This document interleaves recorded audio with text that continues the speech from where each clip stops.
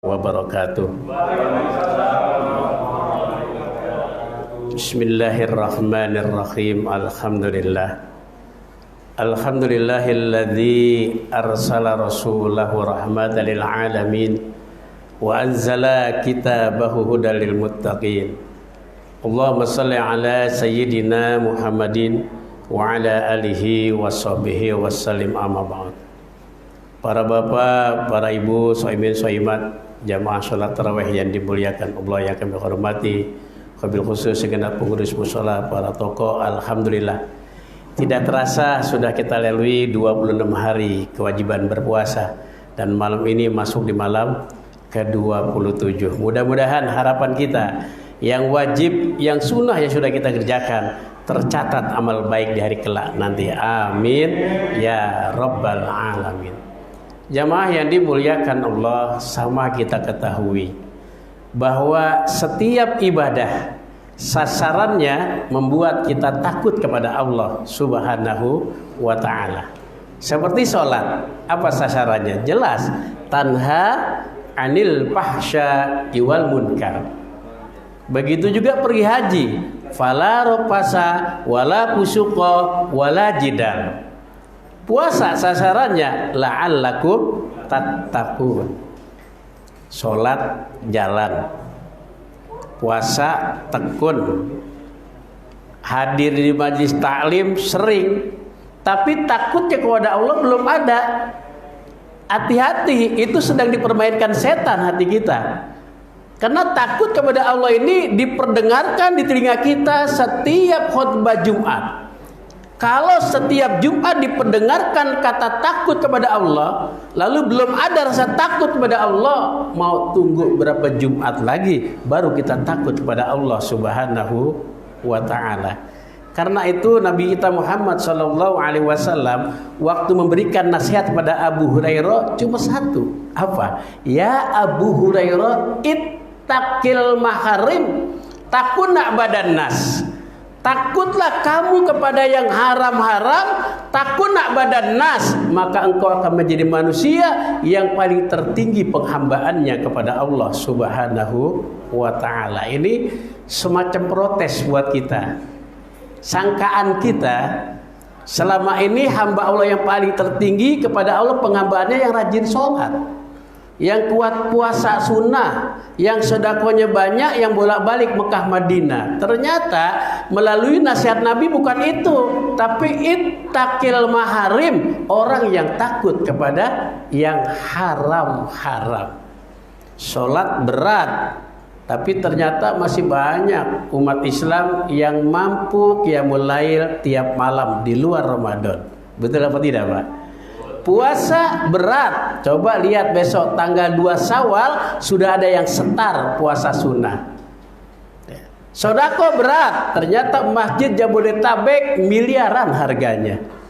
Pergi haji berat, yang nunggu juga banyak, luar biasa. Yang berat bukan menjalankan ibadah, tapi takut kepada yang haram-haram. Wah, kalau pejabat sudah punya mental takut kepada Allah, nggak mungkin baksos dicolong, Pak. Ya, nggak mungkin baksos dikorupsi.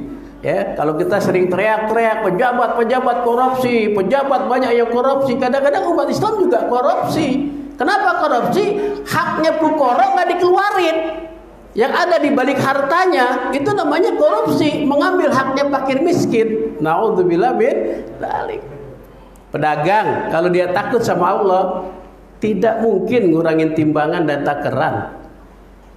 Istri kalau sudah takut sama Allah, biar jauh dari suami pasti kalem, anteng. Kadang-kadang kan di depan suami aja anteng. Begitu jauh dari suami, kayak gangsing, anaknya begitu, kayak bola bekel. Ya, Masya Allah. Anak kalau sudah takut pada Allah tidak mungkin durhaka. Maka sasaran semua ibadah membuat kita takut kepada Allah Subhanahu wa ta'ala. Jamaah yang dimuliakan Allah, ada jelas di dalam surah ketiga ayat 134. Di situ Allah bercerita tentang hambanya yang takut kepada Allah, tentang hambanya yang bertakwa kepada Allah Subhanahu wa ta'ala. 134, 135. Apa kata Allah? Alladzina yunfiquna bis-sarra'i wad-dharra'i wal kadhiminal ghaidha wal 'afina 'anil nas. Allah wallahu yuhibbul muhsinin. Allah. والذين إذا فعلوا فاحشة أو ظلموا أنفسهم وذكروا الله فاستغفروا لذنوبهم ومن يغفر الذنوب إلا الله ولم يصروا على ما فعلوا وهم يعلمون.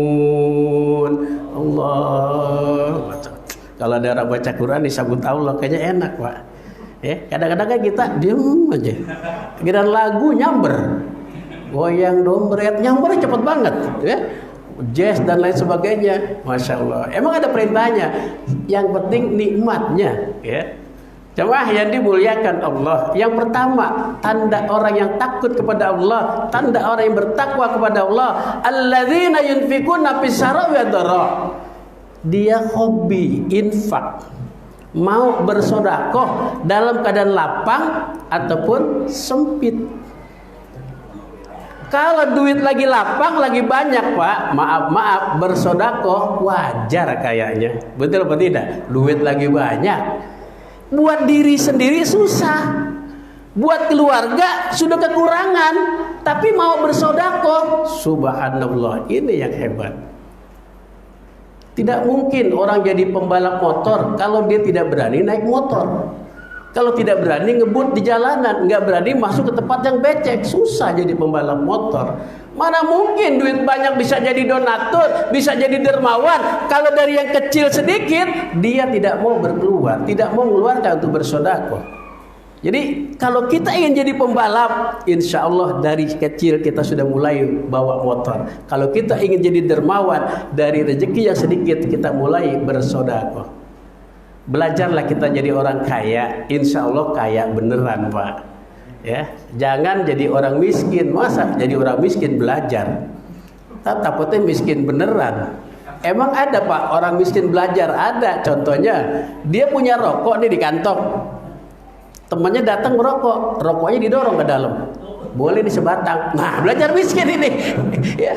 Padahal dia punya rokok, didorong ke dalam, dibilang boleh di sebatang. Masya Allah. Giliran datang dia lagi merokok, selesai merokok, ngobrol-ngobrol berapa menit dia keluar. Begitu keluar balik lagi dia ngerokok lagi. Ada yang begitu, ya. Bawa rokok sebungkus tapi keluarnya atu-atu, itu juga di pinggir kali, ya. Begitu balik udah ngebul aja pokoknya, nggak berani ngeluarin rokok di depan temannya. Masya Allah. Padahal kalau kita ingin jadi dermawan, dari sekecil mungkin kita bersedekah, jadilah tangannya di atas, insya Allah. Dari mana ini kesemuanya? Dari kita training oleh Allah dengan tidak enaknya lapar, dengan tidak enaknya haus, insya Allah. Ini yang pertama. Yang kedua, wal kadhiminal ghaidha, mampu menahan marah, ya. Padahal kita harus marah karena dia salah, karena dia zalim, tapi kita ladang pahala, subhanallah. Lu diomongin, alhamdulillah, ladang pahala.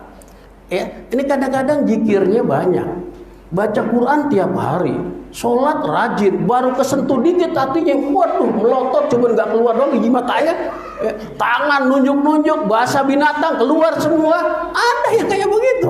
Padahal tanda orang yang takut pada Allah, tanda orang yang bertakwa adalah orang yang mampu menahan marah.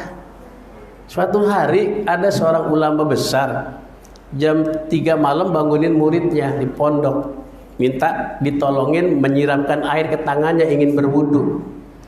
Karena si murid masih ngantuk, dibangunin, suruh nyiramin air untuk berwudu kiai. Bukan tangannya cerahin, badannya diseramin, basah semua badannya.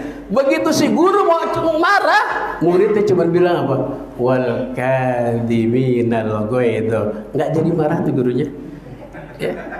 Akhirnya kata gurunya, mulai sekarang kau akan aku ganti namanya Al-Kadzim, gara-gara engkau aku tidak jadi marah.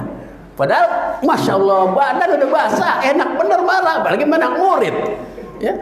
Udah sendal kita bakal marah ya. Mana ini sendal 1 jam 2 jam mau pulang kagak ada. Kalau teman kita kata-kata ngumpetin, Masya Allah mangkal banget, tapi kita nggak marah. Ini kalau nggak ada masalah nggak marah wajar. Justru dibalik ada masalah di mana kita bisa untuk marah, tidak marah karena sabar. Sayyidina Ali pernah waktu itu tempur dengan orang kafir, luar biasa main tedangnya. Akhirnya pada saat itu orang kafir jatuh, tinggal dibunuh oleh Sayyidina Ali.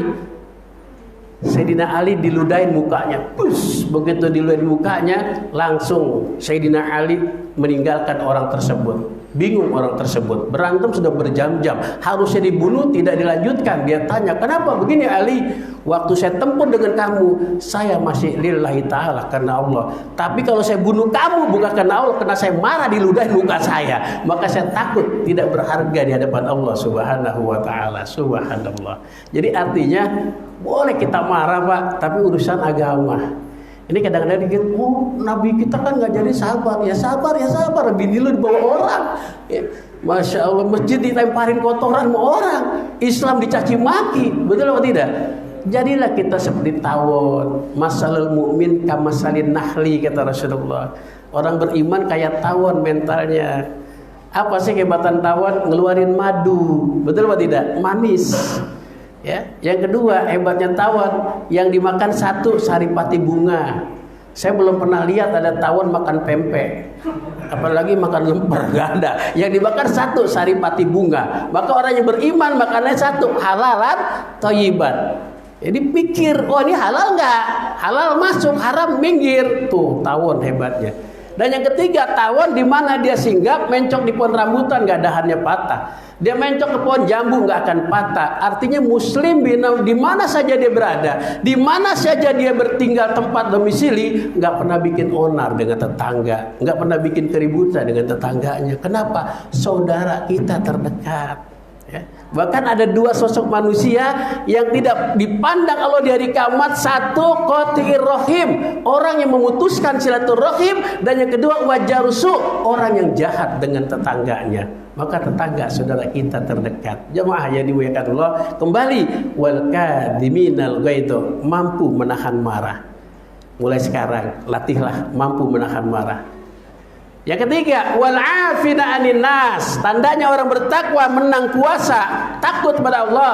Wal afina 'anin nas, mampu dan bisa memaafkan kesalahan orang lain. Subhanallah. Sudah nama kita dijelekin satu kampung, difitnah, tiba-tiba datang minta maaf, luar biasa maafinnya. Jamaah yang dimuliakan Allah. Suatu hari tatkala Nabi berkumpul dengan para sahabat, di sela-sela pembicaraan Nabi bilang begini, sahabatku, sebentar lagi ahli surga masuk ke masjid. Semua menatap ke arah pintu masjid. Yang datang orangnya sudah tua, sepuh, wajahnya basah bekas berwudu. Uban juga sudah mulai bertabur. Pipinya kelihatan kendur. Gigi kayaknya satu persatu sudah mulai gugur dia. Makannya orang lihat banyak bubur, jalan tanpa tongkat, dia tersungkur. Nah orang kayak gitu kan lebih dekatnya ke lubang kubur itu. Iya kan? Ya, Masya Allah. Datang dalam keadaan basah wajahnya.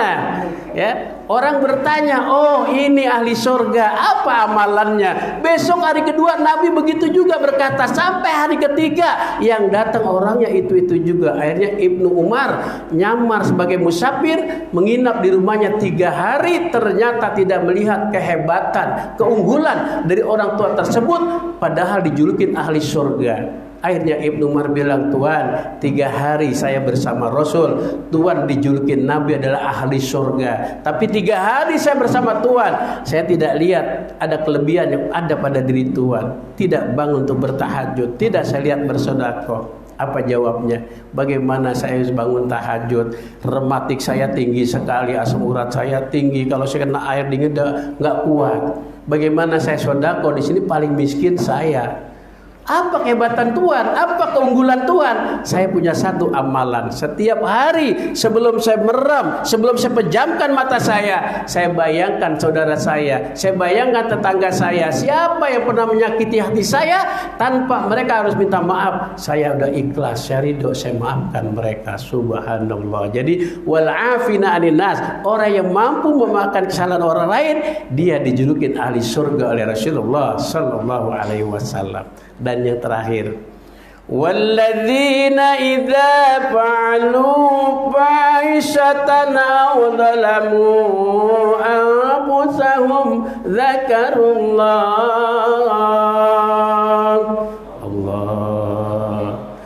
anfusahum dzakarullah fastaghfaru lidzunubihim wa may yaghfiru dzunuba illallah walam yusirru ala ma fa'alu wa hum ya'lamun. Allah. Jadi yang keempat tanda orang yang bertakwa adalah apabila dia berbuat keji, dia menzalimi dirinya, zakarullah, segera ingat kepada Allah Subhanahu wa taala. Ya Allah, orang tidak lihat, tapi Engkau lihat ya Allah. Tidak ada yang terlepas dari catatanmu ya Allah. Semua tersimpan rapi di hadapanmu ya Allah. Tatkala nanti aku kembali, Engkau berikan buku catatan. Pada saat itu terhitung semua amal baik, amal burukku. Langsung ingat pada Allah, zakarullah. Kedua, fastaghfaru lidzunubihim, langsung beristighfar. Maka Nabi tidak kurang Pak istighfarnya. Ada yang mengatakan Nabi 70 kali, ada juga yang mengatakan satu hari 100 kali. Nabi bebas dari dosa, dijamin surga, tapi istighfarnya luar biasa, 100 kali, 70 kali minimal sehari. Padahal malaikat Jibril belum datang ke rumah kita. Kan nggak ada yang bilang malaikat Jibril atau yang lain, lo udah bebas dari dosa, dijamin surga. Masya Allah, istighfarnya berat banget. Kadang-kadang habis sholat bukan Allahumma lantas salam, Allahumma lantas jalan. Ya, Masya Allah. Jamaah yang dimuliakan Allah. Yang ketiga, tandanya orang bertakwa setelah dia berbuat keji, setelah dia menjolimi dirinya, bukan sekedar ingat sama Allah, bukan sekedar istighfar, dan dia tidak mengulangi daripada perbuatan kesalahan karena dia sudah tahu bahwa itu adalah dosa dan yang salah.